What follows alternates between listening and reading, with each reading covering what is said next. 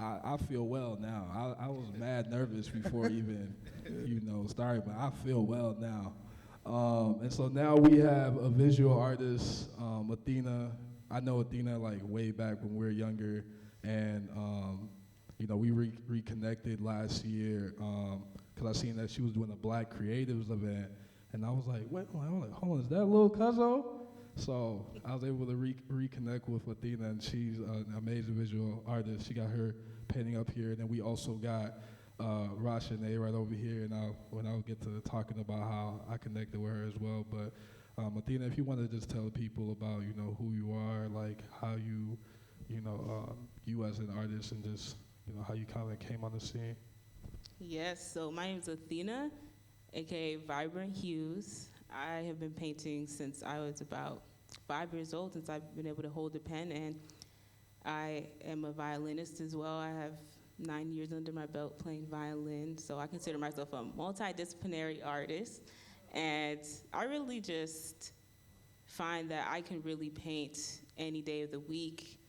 Visual arts just call me, especially painting physically, and I find that working with colors and different textures and tones brings me the most joy as a creative. And I paint like as a wellness practice. I find painting very easing to my soul as a wellness practice that is healing, and visual arts in general have brought me a lot of peace growing up, a lot of just space to just be whole and be at ease in chaotic times. And that's exactly what happened in 2020. That's when I decided to pursue my visual arts career as a more like active thing. And just alone in quarantine, just started painting, and it became a thing. So I'm here now, Vibrant Hues. That's beautiful. So one thing I wanted to ask you is, as a visual artist, and everything happens tragically with George Floyd's murder, but then you see all of the beautiful art that comes out of that, in the community. If it's graffiti, if people's doing murals, like how did that influence you in your art, or or were you able to create? Like that's the question I have for you. Yes, so in 2020, I actually joined a group called Creatives After Curfew, and they make a lot of murals around town. They did a lot of like other boards up on businesses during the uprising. I wasn't really a part of that necessarily like in the heat of it, because I just felt like I wanted to be out in protests and just at home when I wasn't out, trying to be safe at the same time. I joined the group though later in the year, and working with them has been amazing because we all have a collective vision on just what we want to see the world to be, and that's what we create as a group, Creatives After Curfew. You can follow us on Instagram, and just seeing everything that they created and to add to that, to be a part of installations and stuff has been amazing, because it's just great to be a part of people with the same collective vision that want to see Black and brown people thrive, that want to envision a world together and bring community members together and work with creatives and artists like myself, just emerging, quote unquote, emerging artists and everything. Yeah, that's beautiful. Kobi, did you have any questions? Yeah, I mean, you obviously like know her, like you guys go way back, but I myself and many, other people might not like know you like that. So I'm just curious to know like where you're from and, a little bit about you, like your background. Like, does your family do anything with arts or anything like that? Yeah, well, I'm from Minneapolis, but my family's from Haiti. I feel like arts is definitely in our blood. A lot of my family members have been musicians, visual artists, in the culinary arts. It always has been a part of my life. And in Haiti, they use art as a form of protest, but also a form of like documenting experiences.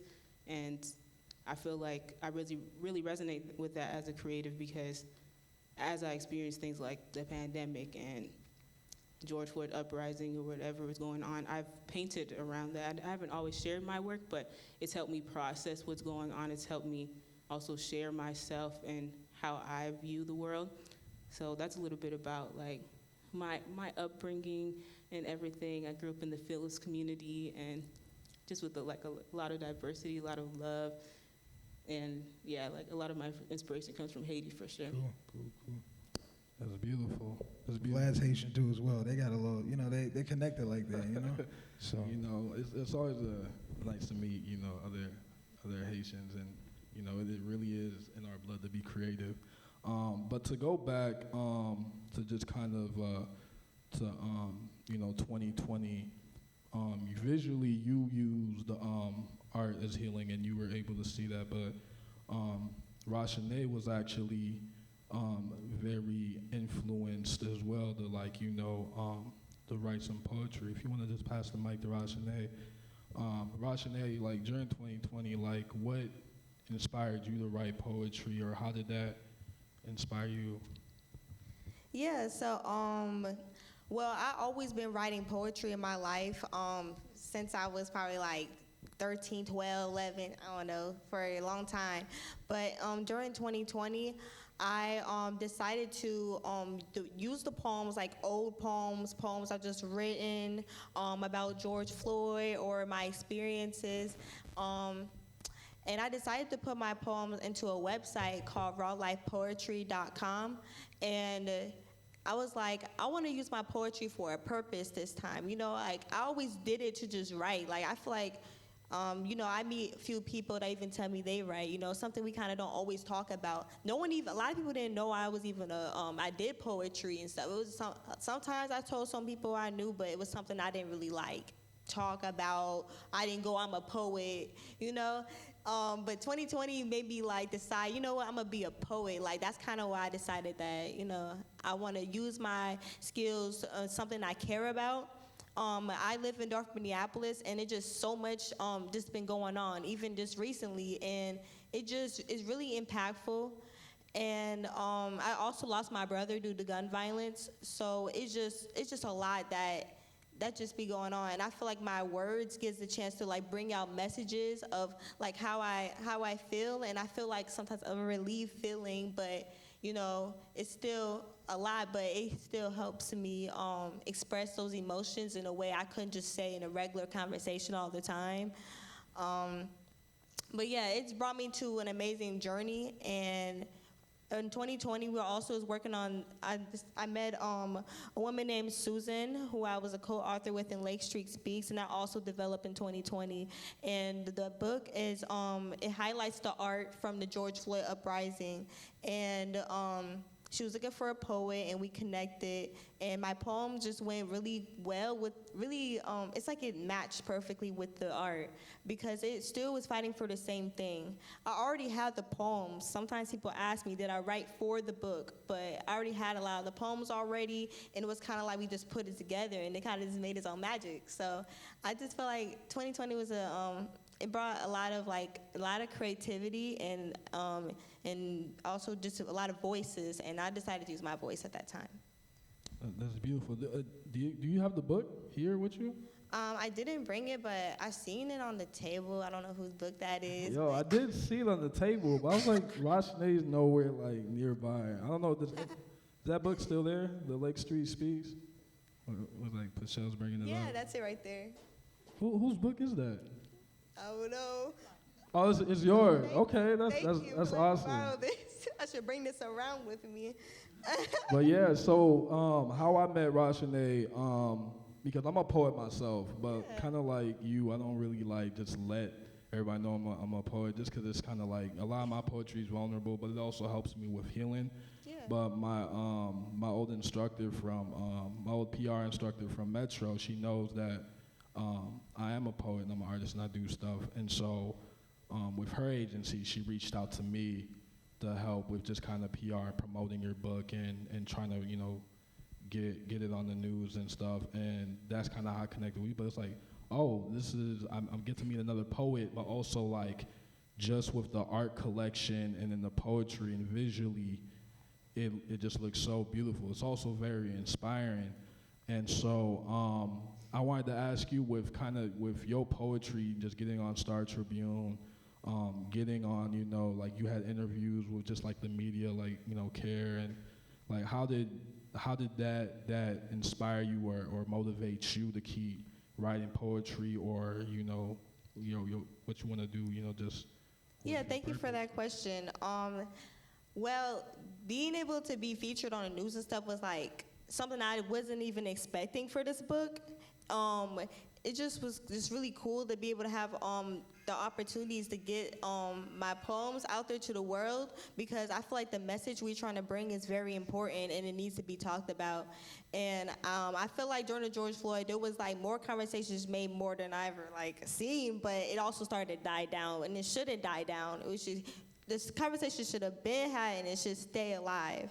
And I feel like the book helps also like keep it alive in a sense. Like kids are also reading the book at schools.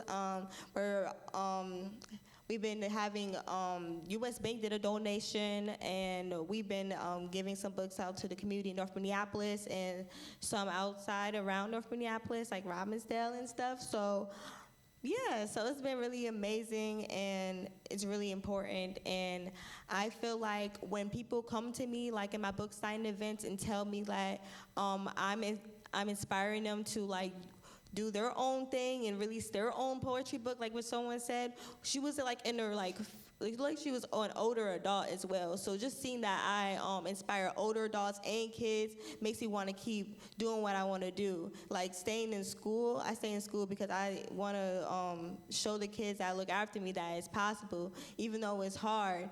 And it has been a crazy challenge getting this book and doing those news interviews while being a full-time college student. It was probably like really stressful with the transition, because it was my first classes with business classes and stuff like that. But overall, I just kept thinking about the good that was coming out of it, and the future benefits I was going to do for others in the community and for myself. So it was like a win-win. That's beautiful. Both of you are doing some amazing things in the community, especially with your book, Rashaunea. Where can we like get your book, or where can we buy it for the people who may want to purchase the book?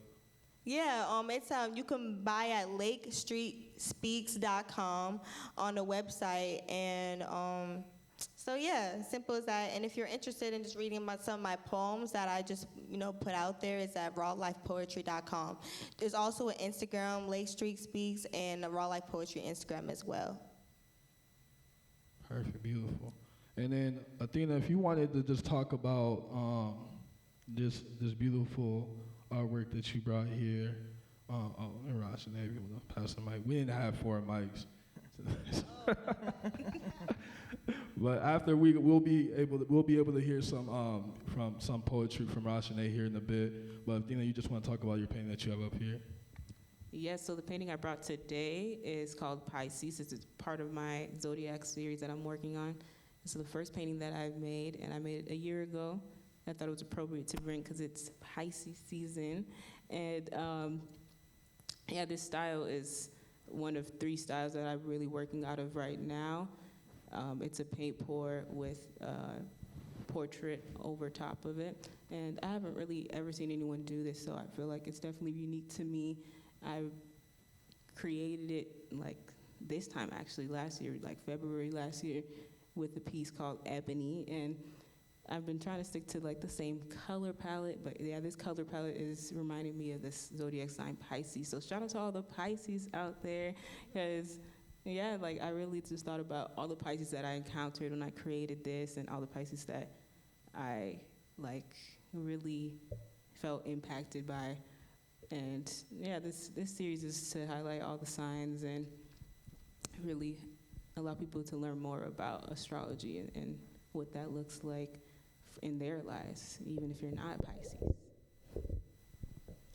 That's great. Kobi, did you have any other questions or anything to say? No, I mean, does anybody in the crowd have any questions? Anything like that? Anybody? I mean, I got a question. And when it comes to art, Athena, what's your favorite? Like, are you watercolors? Are you just paint? Crayons? Like, what's your preferred method to create on a canvas or off a canvas? I like to work with canvases. I do primarily acrylic painting, and I do abstract work, some realistic work, but most of my work is really abstract, and I really just like to let the paint go crazy. Like, I like to do paint pours like this one. I like to really experiment and play with the medium that I work with, whether it's paint. Sometimes I incorporate fabric. I do a lot of aerosol as well, spray painting, because I just really like to play with drips and play with like how paint moves, and various mediums like could also create a story themselves. So I like to work with paint and like let it flow.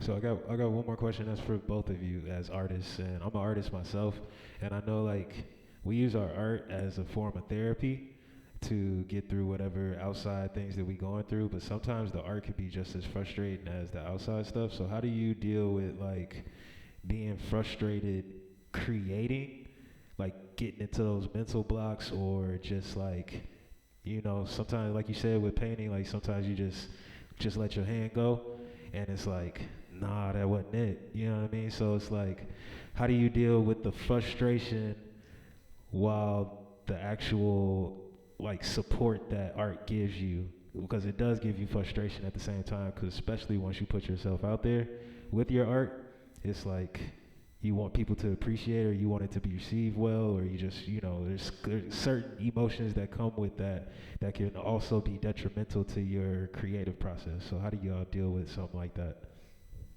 Thank you. So that's a great question. I personally deal with it by taking it day by day. I found that like consistency is key. You hear that all the time. But I just recently finished a book called Manage Your Day to Day something. And it was a really good book. It showed me that like, especially as a creative, if you really work a piece or a project in increments, you'll see better results over time. So I really try not to like focus on completing something like in a short span of time, but really rather just spread out the duration of time that I'm going to be working on a project or piece, and like it just helps me have more ease at it. Like it feels like just like an activity every time, and I know that not every session is going to be like the bombest. It's not going to be the session that's going to finish the painting project, but yeah, just working at it in increments, and then taking a break, just stopping if it's not really just the vibe, you know. So yeah, increments, everybody. Yeah, this is a good question. Well, usually when I write, it usually comes with like something that I see or experience, or just a feeling that comes to me. I don't usually I'm just gonna write a poem and write. It kind of just, I have a feeling and then I write, and then I don't stop writing and it's done. I don't try to overthink it, because if I overthink it, it takes the genuality out of it. So right now, I'm currently in like school and working and stuff, so it's sometimes hard to find time to write because of like stress, but I am like currently still learning how to manage stress better, to focus. So like when the times like, cause I do want it to keep going. I don't want it to just like stop and never happen. But honestly, I feel like it's a part of me and it's never gonna go away. So even though I didn't write a poem for a month or something, it doesn't mean I'm just not gonna write nothing, or it didn't just disappear. But I know it's in me somewhere, and when I'm influenced to write again, it will happen, because it will come out of my truth and come out of the words that I know are real, and is gonna get a good message. And then, Rashaunea, I know you brought some poems with you. If you wanted to begin just reading some poems that you brought with you today. Yeah, right here.